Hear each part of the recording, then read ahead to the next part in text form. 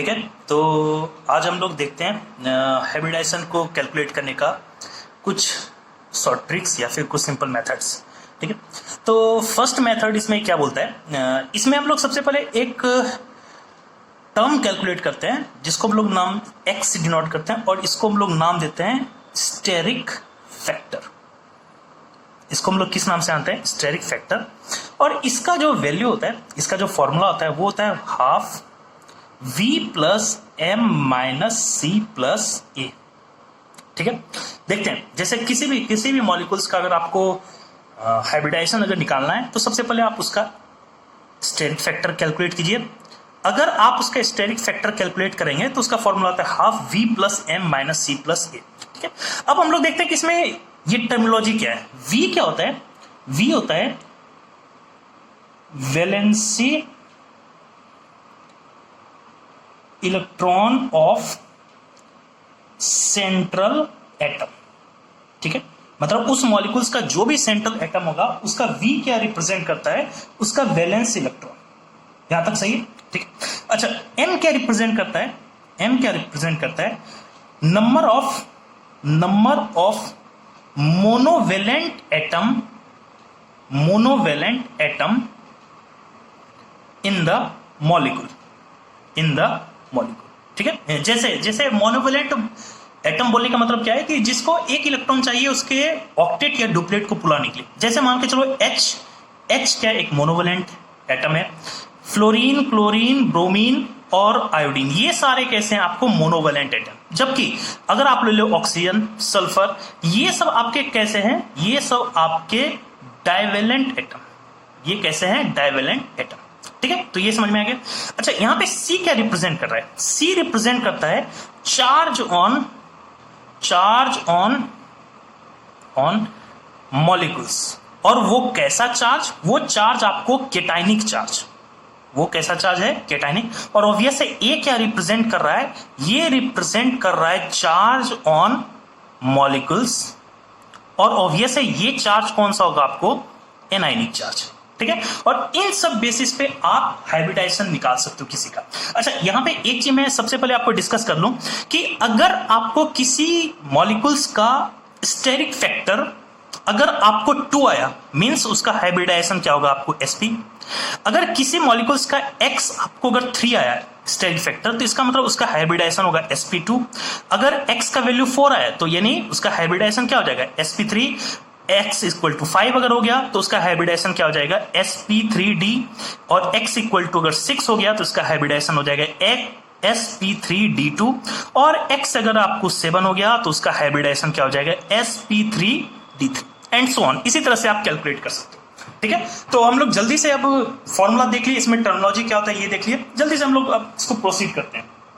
जैसे सबसे पहला एग्जांपल हम लोग लेते हैं, पहला एग्जांपल लेते हैं हम लोग अमोनिया। ठीक है, अच्छा, एक चीज मैं आपको यहां पे सबसे पहले समझा देना चाह रहा हूं कि सेंट्रल एटम हम लोग किसको असाइन करते हैं। तो सेंट्रल एटम को असाइन करने के लिए एक रूल जो बेसिक होता है, सबसे पहले क्या होता है? जनरलाइज रूल कि सेंट्रल एटम हमेशा मॉलिक्यूल्स में स्मॉल अमाउंट में अवेलेबल है, मतलब सबसे कम जिसका वैल्यू होगा। जैसे NH3 में, इसमें हाइड्रोजन आपको 3 है लेकिन नाइट्रोजन आपको क्या है? 1 है, सिंगल। तो यहां पे सेंट्रल एटम कौन सा होगा? नाइट्रोजन। और दूसरा कंडीशन क्या होता है सेंट्रल एटम का? ये आपको क्या होता है? लेस इलेक्ट्रोनेगेटिव एलिमेंट होता है। हाँ, लेकिन ये सेकेंड रूल जो है ये हर जगह आपको वैलिड नहीं होता है। तो मैं आपको यहां पे लिख रहा हूं कि सेंट्रल एटम के लिए आपको 2 कंडीशन होना चाहिए। पहला क्या होना चाहिए? Present in small number. ठीक है, और सेकंड क्या होता है? Should be less electronegative. लेकिन इसमें एक चीज ध्यान क्या देना है, ये सेकेंड रूल हमेशा वैलिड नहीं होता है, फर्स्ट रूल हमेशा याद रखना वैलिड होगा। अच्छा, तो इसमें हमारा सेंट्रल एटम कौन सा है? नाइट्रोजन। क्योंकि ये आपको एक तो स्मॉल अमाउंट में अवेलेबल है, हाँ, लेकिन इस केस में नाइट्रोजन मोर इलेक्ट्रोनेगेटिव है। तो मैं अगेन बोल रहा हूं सेकंड हर जगह वैलिड नहीं होता है, लेकिन फर्स्ट आपको ऑलवेज वैलिड है। अगर मैं इसका एक्स फैक्टर निकालूं तो क्या होगा? हाफ सेंट्रल एटम का वैलेंस इलेक्ट्रॉन। नाइट्रोजन का वैलेंस इलेक्ट्रॉन कितना होता है आपको? 5। नाइट्रोजन का कितना होता है आपको 5 हो गया। अच्छा, इसमें सेकंड आपको देखना है M मींस मोनोवेलेंट। मैं एक बार एक सिंपल मेथड से बता रहा हूं, बाद में मैं जल्दी जल्दी इसको एक्सप्लेन करूंगा। M होता है मोनोवेलेंट एटम। तो आपको देखो, आपको मैंने बताया था कि monovalent hydrogen, fluorine, chlorine, bromine, iodine, चूंकि इनको ऑक्टेट या फिर डुप्लेट पूर्णने के लिए आपको एक इलेक्ट्रॉन की जरूरत होती है, इसलिए ये सारे आपको कैसे हैं, मोनोवेलेंट एटम है। तो मोनोवेलेंट एटम यहाँ पे कितने हैं 3, यानी 3। क्या इस मॉलिक्यूल्स के ऊपर कोई केटायन है क्या? नहीं, यानी 0। कोई एनायन है क्या? नहीं, 0। तो यानी इसका वैल्यू क्या आएगा, हाफ 5 + 3 8, यानी इसका वैल्यू क्या गया 4। और आपको पता है कि अगर x का वैल्यू 4 आया तो हाइब्रिडाइजेशन क्या होगा आपको, अगर x का वैल्यू 4 आया तो हाइब्रिडाइजेशन कौन सा हो जाएगा, sp3। ठीक है, चलो दूसरा एग्जांपल देखते हैं जल्दी से। हम लोग एक सिंपल एग्जांपल लेते हैं, वाटर अगेन। तो इसमें साफ आपको देख के लग रहा है कि इसमें सेंट्रल एटम कौन सा होगा, ऑक्सीजन, क्योंकि ये आपको स्मॉल अमाउंट में अवेलेबल है। ठीक है, तो एक्स फैक्टर क्या हो जाएगा, हाफ सेंट्रल एटम का वैलेंस इलेक्ट्रॉन। ऑक्सीजन का वैलेंस इलेक्ट्रॉन कितना होता है 6। मोनोवेलेंट आपको कितने एटम है, हाइड्रोजन मोनोवेलेंट है, ये 2 अमाउंट पे अवेलेबल है, यानी V+2। ठीक है, आपका यहाँ क्या होगा 2। ऑब्वियस है केटाइन और एनाइन के ऊपर कोई चार्ज नहीं, तो 0 हो जाएगा। तो क्या जाएगा, हाफ इंटू यहाँ पे क्या जाएगा 8 मतलब 4, और x इक्वल टू अगर 4 आया तो इसका अभी हाइब्रिडाइजेशन क्या होता है आपको, sp3। सिंपल सा चीज है। ठीक है, अच्छा जल्दी से अब हम लोग देखते हैं नेक्स्ट एग्जांपल। एक है आपको XeF6। अगर मान के चलो कि इसका आपको कैलकुलेट करना है हाइब्रिडाइजेशन, तो अगेन सेंट्रल एटम कौन सा होगा, जेनॉन, और आपको सराउंडिंग एटम कौन सा होगा, फ्लोरीन। तो इसका एक्स फैक्टर निकालोगे हाफ। जेनॉन का वैलेंस इलेक्ट्रॉन कितना होता है 8। अच्छा, मोनोवेलेंट एटम फ्लोरीन तो है, ये कितना, इसका क्वांटिटी अवेलेबल है 6, यानी V+। आपको यहाँ पे 8 + 6, कोई चार्ज इसके ऊपर नहीं, यानी 0। यानी क्या हो जाएगा, हाफ इंटू 8 + 6 क्या हो जाएगा आपको, आप यहां पे देखो 14, this should be equal to 7। और अगर x का वैल्यू 7 हुआ तो आपको, अगर x का वैल्यू 7 है तो इसका हाइब्रिडाइजेशन कौन सा होता है आपको, sp3d3, ये बोल सकते हैं। ठीक है, सिंपल सा चीज है। अच्छा, नेक्स्ट एग्जांपल हम लोग देखते हैं। अगर हम लोग को कोई चार्ज एग्जांपल देख लेते हैं, जैसे कोई चार्ज हमारे पास SO4 2-। ठीक है, तो ऑब्वियस है इसमें सेंट्रल एटम कौन सा हो जाएगा, सल्फर। तो इसका एक्स फैक्टर क्या हो जाएगा, हाफ। सल्फर का वैलेंस इलेक्ट्रॉन 6, सल्फर का कितना होता है वैलेंस इलेक्ट्रॉन 6। अच्छा, ऑक्सीजन मोनोवेलेंट है क्या, नहीं। ये कौन सा है आपको, ये आपके डाइवेलेंट एटम है, तो ये मोनो M के जगह 0। अच्छा, कार्बो, इसमें केटायन कुछ चार्ज है क्या, नहीं, यानी -0। अच्छा, एनाइन कितना है आपको, यहाँ पे एनाइन 2 चार्ज दिख रहा है, यानी +2। तो इसको अगर आप कैलकुलेट करोगे हाफ, यहाँ पे क्या आ जाएगा 8, यानी इसका वैल्यू क्या आ जाएगा 4। तो अगर x का वैल्यू 4 आया तो इसका हाइब्रिडाइजेशन कौन सा हो जाएगा, sp3। सिंपल सा हो जाएगा। ठीक है, चलो नेक्स्ट एग्जांपल हम लोग देखते हैं। जैसे मान के चलो आपको ले लिया जाए एग्जांपल IF3, एग्जांपल ले लिया जाए IF3। ठीक है, तो अगर मैं इसका एक्स फैक्टर निकालूं, अगेन इसमें सेंट्रल एटम कौन सा हो जाएगा, आयोडीन। क्यों, क्योंकि ये आपको सबसे स्मॉल अमाउंट में यहाँ पे अवेलेबल है। ठीक है, इसका आप अगर देखोगे, आप अगर इसका कोफिशिएंट देखोगे, इसका 1 है, इसका 3 है। तो अगर इसका आप निकालोगे x, तो क्या आ जाएगा, हाफ। आयोडीन का वैलेंस इलेक्ट्रॉन कितना होता है आपको 7+। मोनोवेलेंट फ्लोरीन मोनोवेलेंट है, ये कितने वैल्यू से यहाँ पे अवेलेबल है, यानी 3। तो इसका वैल्यू क्या जाएगा, हाफ × 10, यानी इसका वैल्यू क्या जाएगा 5। और 5 अगर आपके पास अवेलेबल है तो इसका हाइब्रिडाइजेशन कौन सा होता है, क्या, sp3d। हो गया। ठीक है, चलो एक और एग्जांपल हम लोग देखते हैं इसमें। अगर आपको यहां पे एक एग्जांपल लेके बोला जाए, मान के चलो कि NO2-, मान के चलो बोला जाए NO2-, तो इसमें अगर इसका एक्स फैक्टर निकालोगे तो क्या हो जाएगा, half. Central atom nitrogen, nitrogen का वैलेंस इलेक्ट्रॉन कितना होता है आपको 5 प्लस ऑक्सीजन मोनोवेलेंट है क्या, नहीं, यानी M के जगह आपको कौन सा वैल्यू रखना है, 0 +0। अच्छा, यहाँ पे केटायन कुछ है क्या, कुछ नहीं है केटायन, यानी 0। एनायन कितना है 1, यानी इसका वैल्यू क्या जाएगा, हाफ। और यहाँ पे हो गया आपको 6, यानी क्या हो जाएगा, यहाँ पे अगर देखोगे इसका वैल्यू हो जाएगा आपको 3, यहाँ पे इसका वैल्यू क्या हो जाएगा 3। और अगर x का वैल्यू 3 है तो इसका हाइब्रिडाइजेशन आपका कौन सा होता है, sp2।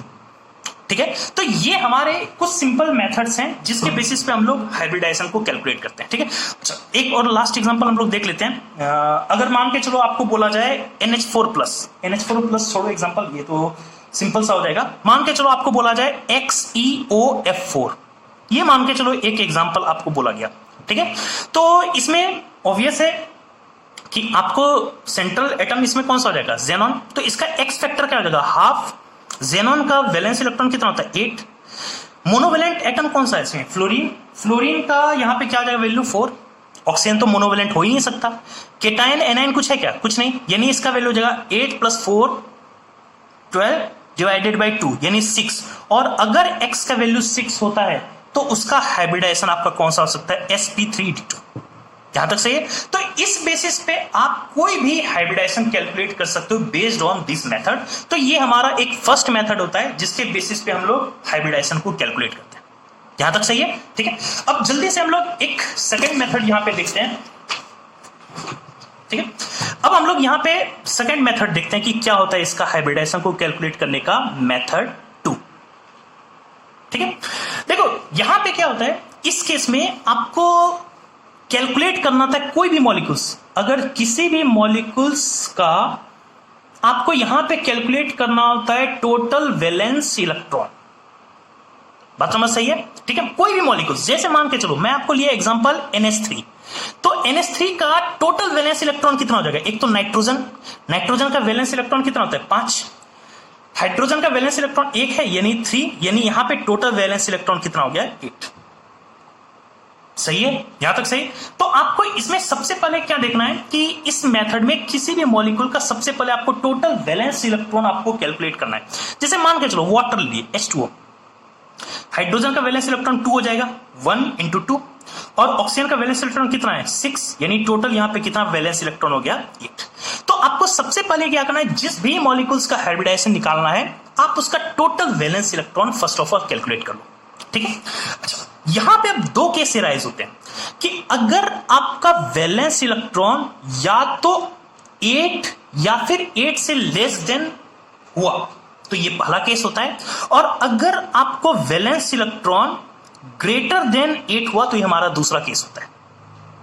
यहां तक सही है, ठीक है, कि अगर हमारा वैलेंस इलेक्ट्रॉन लेस देन 8 हुआ तो ये फर्स्ट केस होता है, और अगर वैलेंस इलेक्ट्रॉन ग्रेटर देन 8 हो गया तो ये हमारा सेकंड केस होता है। अगर वैलेंस इलेक्ट्रॉन लेस देन 8 होता है तो आपको क्या करना रहता है कि वैलेंस इलेक्ट्रॉन को आपको वैलेंस इलेक्ट्रॉन को किससे डिवाइड करना होता है 2 से। किससे कैलकुलेट करना होता है, वैलेंस इलेक्ट्रॉन को किससे डिवाइड करना होता है 2 से। तो यहां पे जो कोशिएंट आएगा, यहां पे जो कोशिएंट आएगा ये रिप्रेजेंट करेगा इस मॉलिक्यूल्स में कितने बॉन्ड पेयर ऑफ इलेक्ट्रॉन्स हैं, कितने बॉन्ड पेयर ऑफ इलेक्ट्रॉन्स हैं, ठीक है।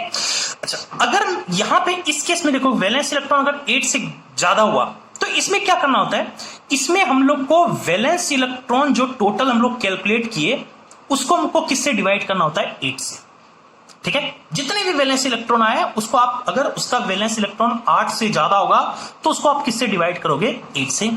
तो यहां पे देखो क्या होगा, यहां पे ऑब्वियस है यहां पे कुछ कोशिएंट आएंगे और यहां पे कुछ क्या आएंगे, रिमाइंडर आएंगे, ठीक है। अच्छा, यहां पे कोशिएंट जो रिप्रेजेंट करता है वो रिप्रेजेंट करता है बॉन्ड पेयर ऑफ इलेक्ट्रॉन्स को। ये किसको रिप्रेजेंट करता है, बॉन्ड पेयर ऑफ इलेक्ट्रॉन्स को। और जो भी रिमाइंडर आया आप क्या करो, रिमाइंडर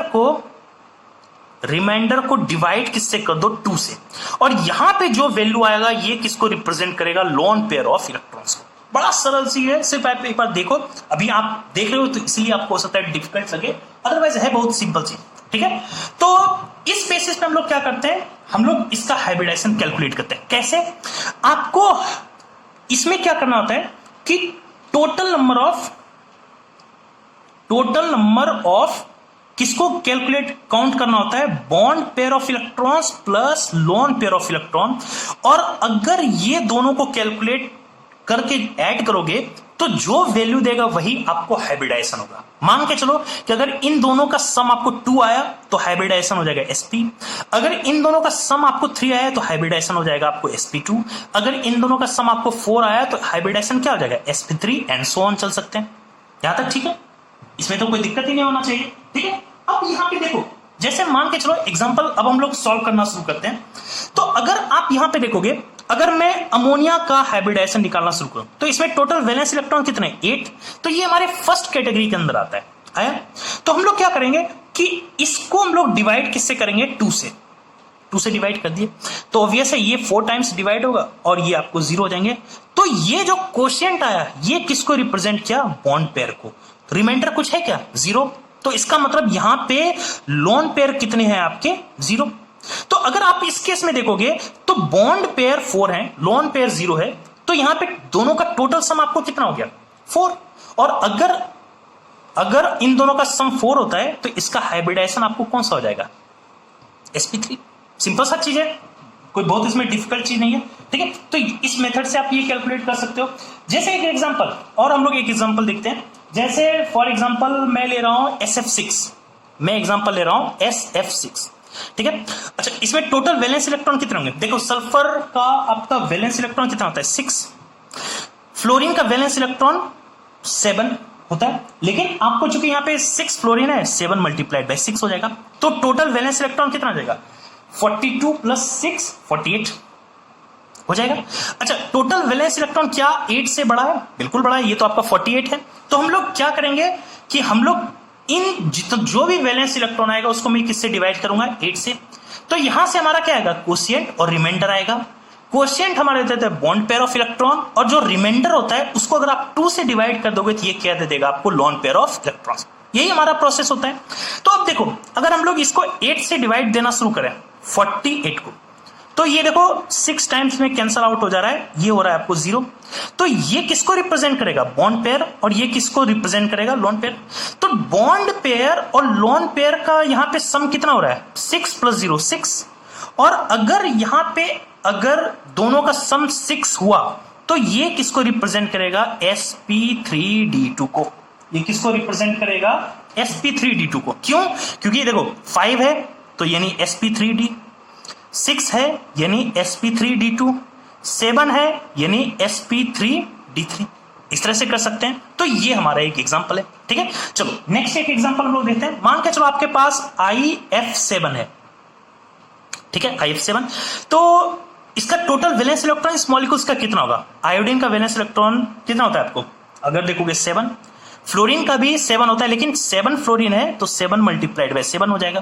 तो इसका टोटल वैलेंस इलेक्ट्रॉन कितना हो जाएगा, 56। अब अगर वैलेंस इलेक्ट्रॉन 8 से बड़ा है तो इसको आप डिवाइड किससे करोगे, 8 से। यानी 8 से अगर आप इसको डिवाइड करोगे 56, तो 7 टाइम्स कैंसल 56 और ये 0 हो जाएंगे। तो ये किसको रिप्रेजेंट करता है, क्वोशिएंट, बॉन्ड पेयर, और ये रिमाइंडर किसको रिप्रेजेंट करता है, लोन पेयर्स को। तो बॉन्ड पेयर्स और लोन पेयर्स का सम यहां पे कितना हो रहा है, बॉन्ड पेयर 7 है, लोन पेयर 0 है। तो total bond pair plus lone pair कितने रहेंगे, 7। और अगर 7 होता है तो इसका हाइब्रिडाइजेशन क्या हो जाएगा आपको, sp3d3। यहां तक सही है, ठीक है। तो ये एक हमारा सिंपल सा है। अब अच्छा चलो हम लोग एक नेक्स्ट एग्जांपल देखते हैं। एक हम लोग अभी तक कोई रिमाइंडर के केस का हम लोग नहीं देखे, तो हम लोग एक एग्जांपल देखते हैं। मान के चलो SO2 है, चलो इसके टोटल वैलेंस इलेक्ट्रॉन कितने रहेंगे, सल्फर का 6, ठीक है। ऑक्सीजन का भी 6 होता है मल्टीप्लाइड बाय 2, तो कितने रहेंगे, 12 18, ठीक है। वैलेंस इलेक्ट्रॉन ऑब्वियस है, ये किसके अंदर आ रहा है, सेकंड केस में। आप इसको किससे डिवाइड करोगे, 8 से। तो अगर आप देखोगे 2 से कैंसिल करोगे इसको तो हो जाएगा 16, और ये क्या हो जाएगा 2। तो ये जो क्वोशिएंट हुआ ये किसको रिप्रेजेंट करता है, बॉन्ड पेयर्स को। अच्छा, रिमाइंडर आपको 2 है, याद है आपको। अगर मैं आप देखोगे रिमाइंडर को अगर आप 2 से डिवाइड करोगे तो जो वैल्यू आएगा वो किसको रिप्रेजेंट करेगा, लोन पेयर्स को। तो ये रिमाइंडर हमारा 2 है, अगर मैं इसको 2 से डिवाइड कर दिया तो आएगा 1, और ये किसको रिप्रेजेंट करेगा, लोन पेयर। तो हमारा बॉन्ड पेयर और लोन पेयर का सम कितना हो गया, 3। और अगर इसका वैल्यू 3 आता है तो हमारा हाइब्रिडाइजेशन कौन सा हो जाता है, हमारा हाइब्रिडाइजेशन होता है आपको sp2 होता है। यहां तक सही। चलो एक क्वेश्चन और, जैसे मान के चलो हमारे पास है कार्बोनेट आयंस, हमारे पास है एग्जांपल कार्बोनेट आयंस। चलो इसमें टोटल वैलेंस इलेक्ट्रॉन कार्बन का 4, ठीक है। ऑक्सीजन का आपको कितना आता है, 6, तो 6 मल्टीप्लाइड बाय 3। अच्छा, आप अगर देखोगे इसके ऊपर, आप अगर गौर करोगे इसके ऊपर चार्ज भी तो 2 नेगेटिव है, यानी इसका वैल्यू भी टोटल नंबर ऑफ इलेक्ट्रॉन्स में क्या होगा, यहाँ पे काउंट होगा। तो इसका वैल्यू हो जाएगा 18 प्लस 4 22, 22 प्लस 2 इसका वैल्यू क्या हो जाएगा, 24। ऑब्वियस है, अगर वैलेंस इलेक्ट्रॉन 8 से ज्यादा है तो इसको आप 8 से डिवाइड करो। 8 से डिवाइड करोगे तो कितना आएगा इसका वैल्यू, 3। ये किसको रिप्रेजेंट करेगा, बॉन्ड पेयर्स को। ऑब्वियस है रिमाइंडर आपको 0 है तो वो तो लोन पेयर 0 हो गया। तो बॉन्ड पेयर अगर आपको 3 है तो बॉन्ड पेयर और लोन पेयर ऑब्वियस है 0 यहां पे क्या है लोन पेयर, तो इन दोनों का सम यहां पे कितना आ गया 3, और अगर 3 अगर रहता है तो आपको हाइब्रिडाइजेशन यहां पे क्या हो जाता है इसका sp2। ठीक है, तो ये दो तरीके होते हैं जिसके बेसिस पे हम लोग इसको हाइब्रिडाइजेशन को कैलकुलेट करते हैं। इसके अलावा हम लोग 2 मेथड और पढ़ते हैं, इसको मैं नेक्स्ट लेक्चर में आपको बताऊंगा। जल्दी से आप इसको समराइज करो कि मेथड 2 थोड़ा सा टिपिकल है, लेकिन ये आपको यूजफुल क्यों है, क्योंकि इस बेसिस में किसी मॉलिक्यूल्स में कितने बॉन्ड पेयर्स ऑफ इलेक्ट्रॉन्स हैं और कितने लोन पेयर्स ऑफ इलेक्ट्रॉन्स हैं इसको आप कैलकुलेट कर सकते हो, और ये फर्दर आपको इसका मॉलिक्यूलर स्ट्रक्चर बनाने में इसका यूज होता है। तो इस मेथड को आप थोड़ा प्रेफर करो। ठीक है, तो आप इसको एक बार समराइज करो, ठीक है, और इसको एक बार सीखने की कोशिश करो। 2 केस होते हैं, वैलेंस इलेक्ट्रॉन 8 से कम 8 से ज्यादा। 8 से कम रहे तो उसको 2 से डिवाइड करना है, जो कोशिएंट रहता है वो बॉन्ड पेयर ऑफ इलेक्ट्रॉन को रिप्रेजेंट करता है। अगर 8 से ज्यादा है तो उसको किससे डिवाइड करना आता है 8 से, वो वहां से कोशिएंट आता है और रिमाइंडर। कोशिएंट क्या रिप्रेजेंट करता है बॉन्ड पेयर ऑफ इलेक्ट्रॉन, और जो रिमाइंडर है उसको अगर आप 2 से डिवाइड कर दो तो जो वैल्यू आएगा वो रिप्रेजेंट करेगा लोन पेयर। और इन दोनों को जोड़ दो, अगर इन दोनों का सम अगर 2 आ रहा है तो हाइब्रिडाइजेशन sp हो जाएगा, अगर इनका सम 3 होगा तो हाइब्रिडाइजेशन sp2। और इस बेसिस पे हमने कुछ एग्जांपल देखे, एक बार इस एग्जांपल को आप लोग देखना, ये आपके लिए मोर देन सफिशिएंट होगा।